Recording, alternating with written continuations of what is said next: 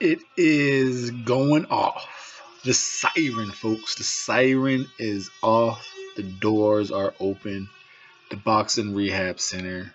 Come on in. The Double RT Boxing Show opens its doors. The Ready Talk Boxing Show. You are here is because you're a boxing junkie. We're talking Kudratillo Abdukakhorov versus Keita Obara. You're a boxing junkie. That's why you're here. And if you're a new viewer, welcome to the show. I advise and I ask, please, if you're going to subscribe, which I hope you do, help the show grow. Don't do it now. Do it after you watch this episode and then maybe go back, watch a few other. This is a breakdown of prediction. Watch a few other breakdowns, predictions. We also do post-fight recaps. We do Mr.A's thoughts where we take a spin on a boxing subject, my opinion, my thought, or I just grab something out of thin air and hey, it might be something brand new to you.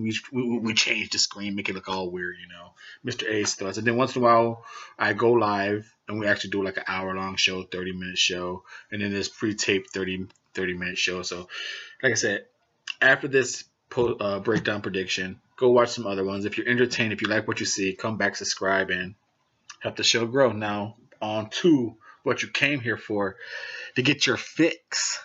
You came to the Boxing Rehab, the Double RT Boxing Show. Whew. I'm excited for this fight, folks. I am really excited for this fight. Now, if you've been following the show and you're not a new viewer, and for you new viewers, I created the show about a year and a half ago. I'm a boxing fan. I'm a boxing junkie, just like you. I just, I got tired of hearing the same boxing YouTube talk because fighters only fight once, twice a year. I watch boxing. I watch more fighters. So I just fuck it. I'm going to start talking about all the shit I want to see. There's got to be someone out there like me. And there's 652 of you guys so far. So if you know and follow, I've been talking this fighter, the Punisher, Kudratillo. I discovered him because I'm a Keith Thurman fan, and this is what I was doing. The Double RT Boxing Show, for you new viewers, is the best versus the best. And on this show, that lingo is number 1 through 15. That's the best versus the best. We talk about the intercontinental belts and all the how they get there, so we cover them, and the champions are the champions. So when you come back to the show and you hear us talk the best versus the best, you might be thinking that dude sucks. He ain't the best versus the best. Mr.A, shit, he's number 9. Okay, the best versus the best. They fight to see who is a shot at the champion.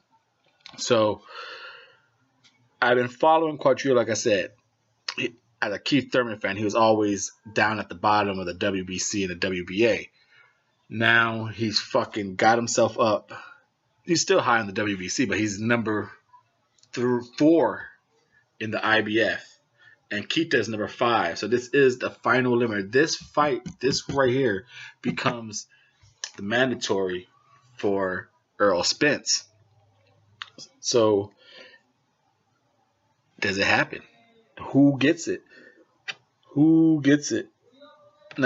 Keita, to me, his best attribute is his legs. That dude got some good-ass legs.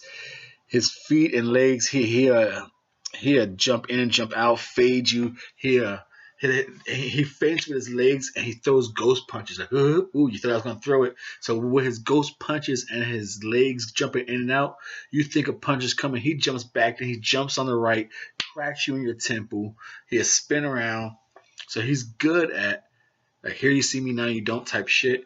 And he's pretty good power, definitely power in his right hand, Got that Japanese left hook to the gut, Got that shit down pat. So his jab is kind of a flickery thing, just kind of distract you while he's jumping in and out so he can find the angle to crack your ass with the right. Now, what is weird about him, with all that movement, he always evades straight back. He never angles out. He never angles out on the side. He'll do all this moving, create an angle to get in, to he'll back straight out. So you can hit him And sometimes he even does it with his hands down or like his one hand up, one hand down. So he's very hittable on the way out, and he's always in a straight line. And he's chinny. Like when he gets cracked, he knows he can't take the best hit. He's like, I got decent power, and I can't take a hit, so I'm going to be moving like a motherfucker. Like I don't know who's. If you're watching this, leave a comment down below, please, at the 525 mark. Leave a comment down below. Who is more chinny, Amir Khan or Keita Obara? You know, who would you rather be? Now, as far as going on to Kudratillo, I like him. I like him a lot. You know, like I said, as a fan, I started following him. You know, just because I like his punch selection. You know, I was just following. I just like, who's this guy? I was looking at rankings, looking at names, and you see that dude's name, you're like, who the fuck is this? And I end up watching him again as a Keith Thurman fan. Guy has good punch selection. Now, his stamina is questionable. You know, he's not quite where I thought he would veer off to from a year and a half ago. I thought he'd be projected a little higher. You know, he good movement. The punch selection's there. To me, he has power in both hands. His timing's good. He jabs with you, hooks to the body, overhand rights. Now, what he does do, kind of like I said, he's 15-0 with 9 knockouts. I say like he decent power in both hands, but he hasn't. Like his last fight, Tawana Kiduku.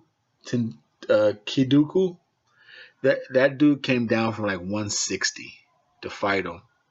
So like his punches weren't doing shit to that dude. Weren't doing shit at all. And then Toth was a okay fight. That was a good fight. He did a pretty good performance. But he also, that's why I said, like, he looked gassy in that one. You know, he gassed out. To me, like, he throws combinations, but like I thought his stamina would be better. And like I said, and then from that fight going into Tawaha, the 160 guy, his last 2 performances were okay. So it's really interesting to see how he's going to look against Keita. Now I said his flaw is, as good as his punch selection is, and he has good movement. Like I said, he could move around the ring while Keita goes in and out on you, then hits to the side on the angle, and then he'll scoot off to the side. He'll circle back center. Kudratillo is kind of a scoot, we fight, scoot, we'll fight, scoot, fight. Keita moves. Now, Kudratillo, like I said, has a little flaw he does have at this early stage at 15-0. He'll lead with some crazy long range shots. He'll lead with a left hook, you know, and it's a little loopish. He'll lead with a fucking right uppercut, and they're like long distance. Like you could get cracked, bro. Like I said, power in both hands. When they do land, they do damage. Like I said, he uppercuts inside or long range, crazy motherfucker. Hooks to the inside body or looping. Like his punch selection is good. Combination is good. Power in both hands. And with the movement of Keita and the power of the right hand, this should be an interesting fight. You know, can Keita take it to the second half of the fight and test his stamina with that movement? It might be dangerous for Kudratillo, or can Kudratillo put some pressure with both hands and, you know, at his 10th KO and become the mandatory for Errol Spence? I'm saying yes right here on the Double RT Boxing Show. I'm going with Kudratillo Abdukakhorov to win the fight and become Errol Spence mandatory. And since I am a fan and I'll be biased on this one, instead of just winning, I'm going to go with a knockout. I'm going to, you know, put a little piece of bias on it. A piece of, can I get some double slices of biased cheese on this sandwich? But I do pick him to win. The knockout's the bias part. Thank you for your time and support. And again, if new viewers, if you are entertained, you feel free to subscribe now. But I've just go watch some other stuff so you really get the feel for the show. Thank you for your time and support.